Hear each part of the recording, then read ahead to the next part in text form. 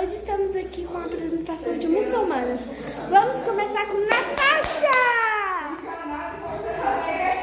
A muçulmana mais rica e calva e peidorreira. E agora eu vou voltar a apresentadora. Tá um cheiro.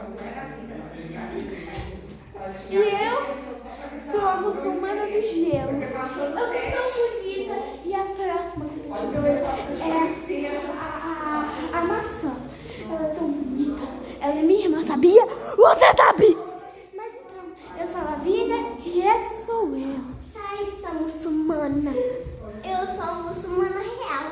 Porque tenho um manto vermelho de amor. E agora vai passar o vídeo coisa pra vocês. Eu sou Ela é a It coisuda, gente. E eu que sou a mais famosa. Agora vai ser a muçulmana mais feliz. Tudo bem. E ela não chega nada. Bom, eu sou a muçulmana mais famosa. Mãe, sério que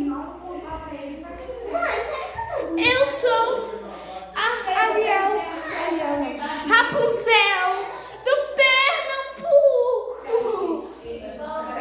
não, Pernambuco. e eu sou do Rio de Janeiro. E agora eu vou embora porque tá tendo tiroteio. Pum, pum. Eu sou a Branca de Neve desconstruída. Ela é desconstruída? Ela já era desconstruída. E eu sou a muçulmana mais famosa. E ela é bem dramática. E eu sou bem.